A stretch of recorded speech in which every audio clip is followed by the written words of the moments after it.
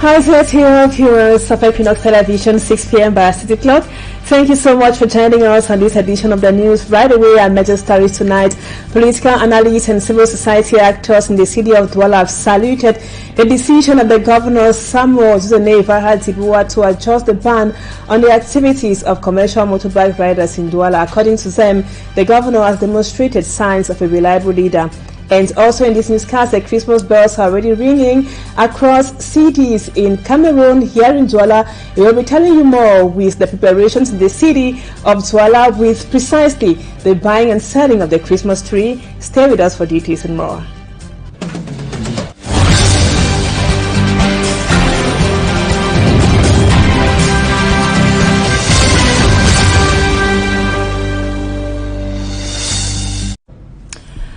Welcome back, viewers. We begin this edition of the news with this element. We just told you in the headlines that political analysts and also civil society actors and also the population of Douala have saluted the decision of the governor of the littoral, Samuel Zibuwa, adjusting the ban on the activities of commercial bike riders in the city of Douala. Instead of 8 p.m., commercial bike riders can now circulate until midnight in the city of Douala, and civil society actors say the governor Samuel Zibuwa has demonstrated signs of a reliable leader. Let's now have more with a staff man for me, Armstrong Sander. From the ruling to the opposition class, political actors in the economic capital city Douala say the governor's decision moving the ban on the circulation of motorbikes to midnight is a good one. Eric Pepembikai, political analyst, says the midnight transport system in an economic capital city like Douala cannot be undermined. Hence, the governor's decision demonstrates values of a people-oriented administration. On croit que cette communication résolvait tout, sauf le fameux problème d'insécurité. Like him, Jean-Robert Wafo of the Social Democratic Front, SDF party, says the governor's decision comes on time and will limit the negative economic and social effect that characterized the 8 to 6 a.m. ban on the circulation of motorbikes. Le gouverneur a écouté. C'est un bon signe de bon leadership. Recalling the difficulties faced by Douala city dwellers during the 8 to 6 p.m. ban period, Jean-Robert Wafo says it is pertinent for administrators to be proactive, anticipate and solve issues rather than waiting to react when it strikes. Sans sécurité, la sécurité est la condition d'exercice de toutes les autres libertés. Patrick Rofoy of the ruling Cameroon People's Democratic Movement, the CPTM party, like Eric Pepem and Jean-Robert Wafo, hails the governor's readjustment and challenge Douala city dwellers to play their role by being responsible and collaborative. And now we take you to the Northwest region, precisely in the Menchum division, where the local population there are complaining that they have been for over 5 years now without electricity since the armed conflict in the Northwest and the Southwest regions escalated, and it scared away workers of the electricity distribution and supply company from doing their work. And they say they have been using candles and hurricane lamps to light up their homes and also their shops. Let's now have the situation of WOM in the Menchum division with our reporter Innocent Aze. We only see light that went back the pass or Mawe gate generator. Just like any other locality in Anglophone Cameroon being strangulated by the 6-year-old armed conflict, WOM, chief town of the Menchum division of the Northwest region, is in darkness since 2016 when the Anglophone crisis started. More than 5 years we don't have light. We have been suffering. I want just cry, we'll get them for WOM. We suffer. We don't get light for 4 to 5 years today since crisis we start for WOM. We are living a pathetic situation. We do not have a way forward. Suffering has become a communal name. Darkness. Now kind of this for the user. Yes, so we don't get the way forward. In the WOM Central Market, traders illuminate their shops with candle lights. Now WOM market this store them, not even one light. Just like the old days, those who cannot afford a generator or solar panel resort to bush lamps or candles. We know nothing where they call and say light for whom. For years now, life has disappeared from womb. Our problems are just too much, as we cannot conserve perishable goods anymore in refrigerators. We not fit chop fish, we not fit chop chicken because they go rotten. I am a teacher, yet I am unable to prepare lessons for children. Pupils and students cannot study. How can Android children be using bush lamps used in the 90s today? They're not being motivated for it because people go light lamp. Wait, they don't use them for 1980 something. Can't begin use them now. And it's in an Android world. Only those with generators and solar panels usually have lights in their homes. Fueling the generator, it says, is costly. Fallen and falling electric poles.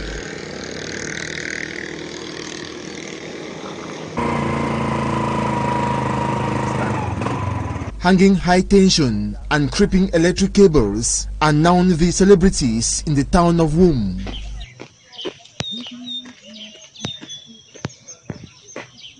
See the two they use and support high tension. See, a guava stick. Some of the high tension cables close to the earth are supported with sticks or hung on trees. If all remain for the countdown.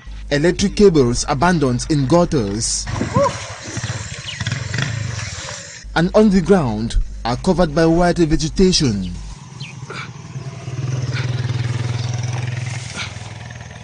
Suspending poles could be seen waving and waiting for Mr. Nobody to have them fixed. High tension this so for ground.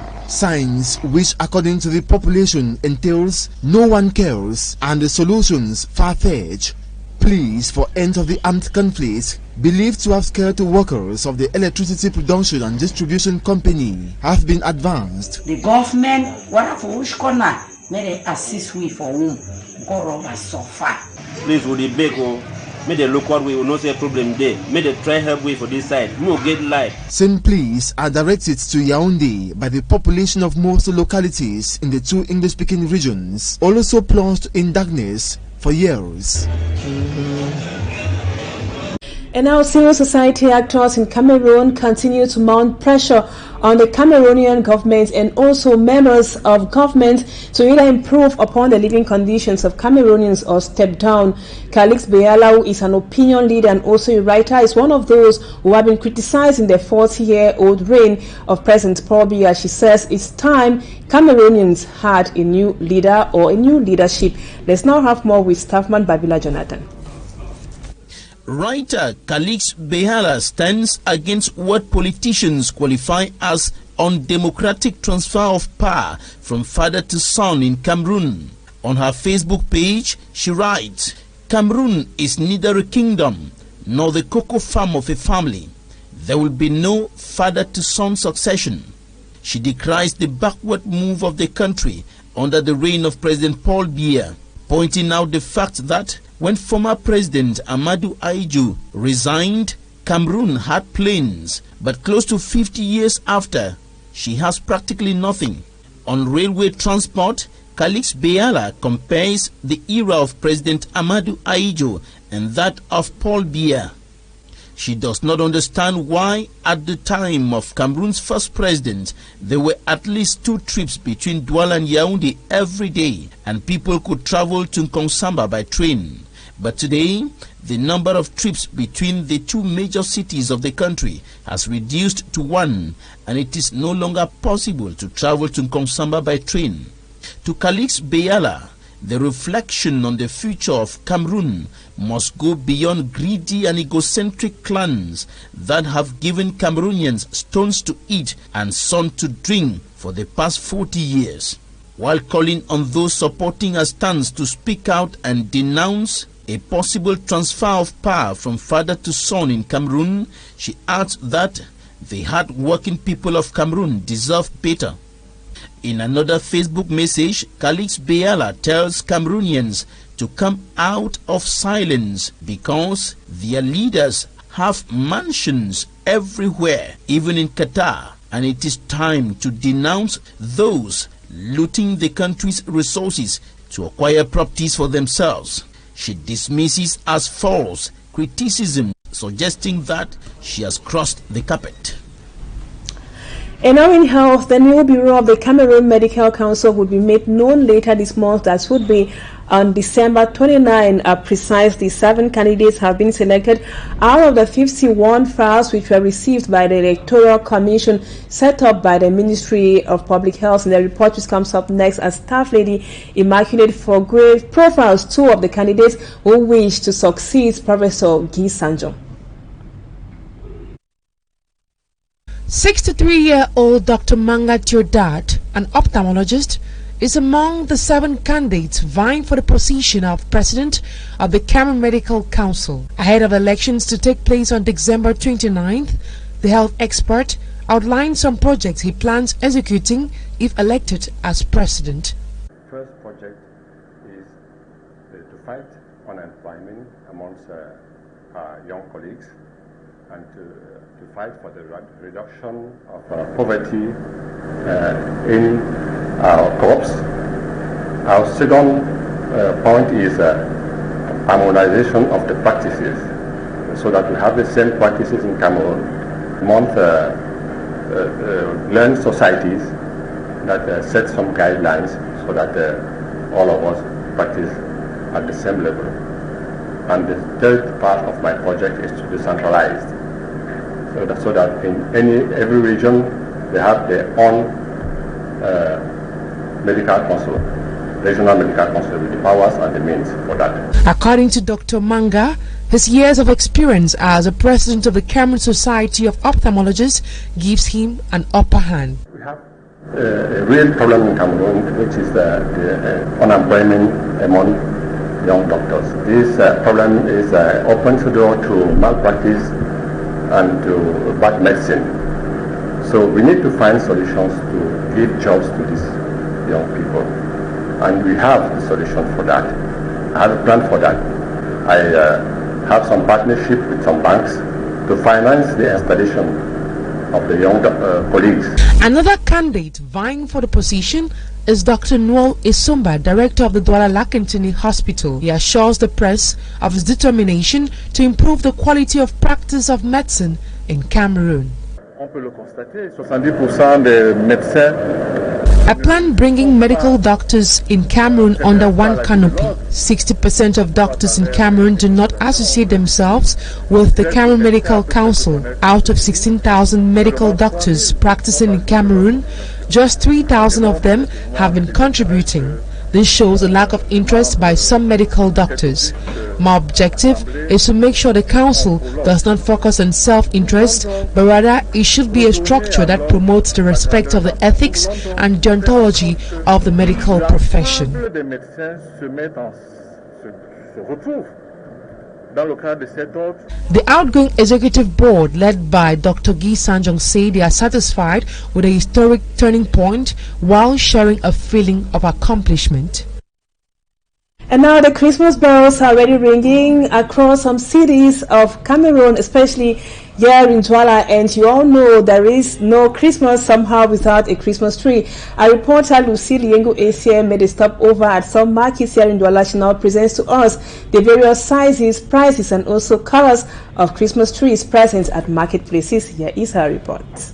It is a season of nativity, and Christmas trees of all categories and colors can be seen in most markets visited in the city of Douala.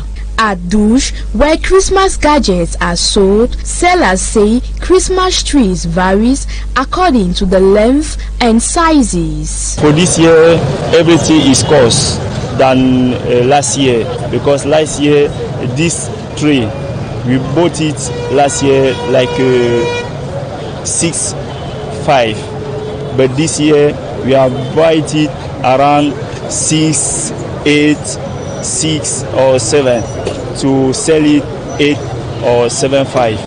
1 meter 50, the price is 10,000. 1 meter 80, the price is 15,000. 2 meter 10, the price is 25,000. 2 meter 40, the price is 35,000.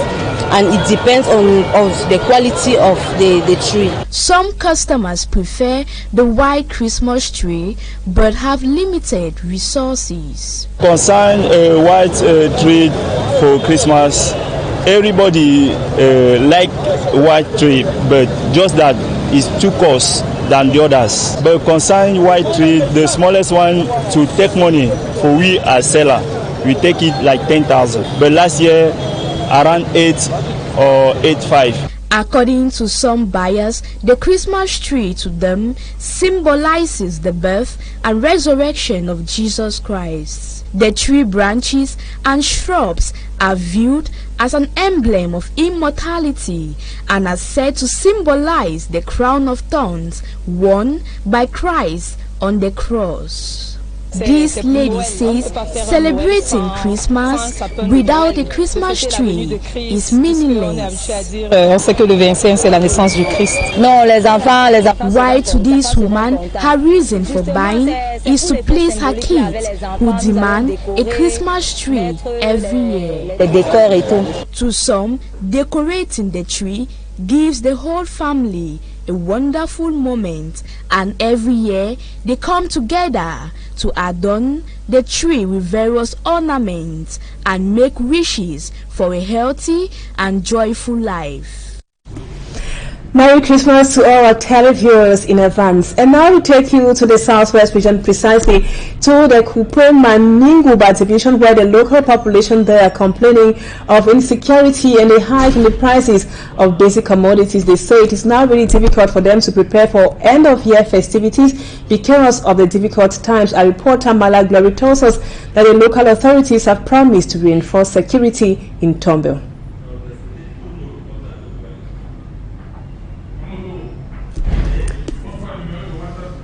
We come back to this report by Mala Glory, who tells us that the local population of Tombel is a locality in the Kupe Maninguba division of the Southwest region. They are complaining of insecurity and also the hike of prices of basic commodities. They say it is really difficult for them to prepare for end-of-year festivities, but the local authorities have promised them that security in Tombel will be reinforced. Mala Glory tells us more. This local market in the town of Tombel hosts a great number of businessmen and women from neighboring villages who mostly are farmers. They come here to sell their farm produce. According to them, wholesalers from other towns such as Douala buy at lower cost, pushing them at the lowest end, thus making purchase for Christmas difficult. We cannot prepare very well our Xmas and New Year because those people who come from Douala that they are coming to buy, they are taking it at a giveaway prices. A bunch of plantain here, they will tell you is 2,500 francs, is 2,000, is 1,500. But you go there to Douala and ask, they will tell you is 8,000 francs, is this. All basic commodities have skyrocketed. Small tomato, a small sachet of tomato, they will tell you is 150 francs. The limited finance, the hike in the prices of basic commodity is coming to add to the high insecurity in the town and the region as a whole. A situation which the local authorities promised immediate measures. Measures have been put in place to ensure that end-of-year activities move on hitch-free. We've instructed our collaborators to ensure that control at the level of all the checkpoints systematic, making sure that luggages and everything are checked. People will identify checking ID cards and all whatnot. Spending for Christmas, according to the population, is not their main priority, but how to educate their children in the face of this economic crisis. And now we talk sports. The goal of Cameroon striker Abubakar Vincent has been selected by the football governing body FIFA as the best goal that was scored in the just ended World Cup competition, which was hosted by Qatar. And the report comes up next as staffman or as sportsman Smart Dikangebe comes back to the goal that was scored by Abubakar Vincent and has been nominated, and how you can vote for Abubakar Vincent. After 64 exciting games, the FIFA World Cup in Qatar saw 172 goals hit the back of the net, which is now an all-time record, surpassing the 171 goals scored in 1998 and 2014. Here comes the hard part, deciding which of the 172 goals was the best. Before it being nominated amongst the best goal of the tournament, international media outlets like the Daily Mail already saw Vincent Aboubakar's goal against Serbia as the goal of the tournament, alongside Al Jazeera that said the goal was a historic one. To crown it all, FIFA on the 10th of December 2022 released a list of the best goals of the FIFA World Cup, with Vincent Aboubakar nominated. Vincent Aboubakar came up from the substitution bench in the second half of their game against Serbia when the Lions were down 1-3 to chip Vanja Miliskovic-Savic from an improbable angle, which started the dramatic comeback for the indomitable Lions against the Serbs. The goal of Vincent Aboubakar, which had to go through the screening of the video assistant referee VAR before it was approved, is now in competition for the best goal of the FIFA World Cup 2022. Vincent Aboubakar is the only African on the list. To vote for the goal of Vincent Aboubakar as the best goal of the FIFA World Cup, simply go to http://play.fifa.com/GOTT. Vincent Aboubakar's goal is in contention with 9 other goals. Saudi Arabia's Salem Al Dawsri calling winner against Argentina, Brazil's Richarlison's scissors kick against Serbia alongside Richarlison's goal against South Korea, Holland's Cody Gakpo's left-footed outside the box hit when he played against Ecuador, Argentina's youngest player of the tournament Enzo Fernandez's ridiculous lofted chip shot against Mexico, Mexico's Luis Chavez rocket free kick against Saudi Arabia, France's Kylian Mbappe's hard-hit finesse strike into the top right corner of Polish goalpost, South Korea's Paik Song-ho's long-range shot against Brazil, and Nima's pinnacle of Jogo Bonito against Croatia.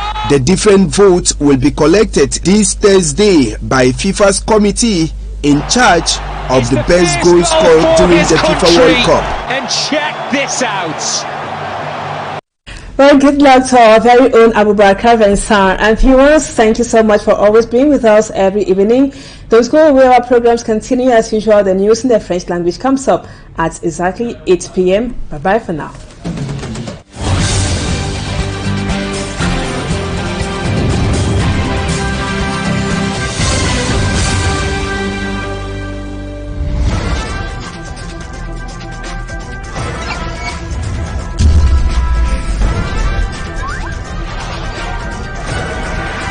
Equinoxe Télévision, au-delà de l'image, nous rendons compte. If you suspect you may have a coronavirus infection, please call your healthcare provider in advance and let them know you are coming. This can help them be prepared.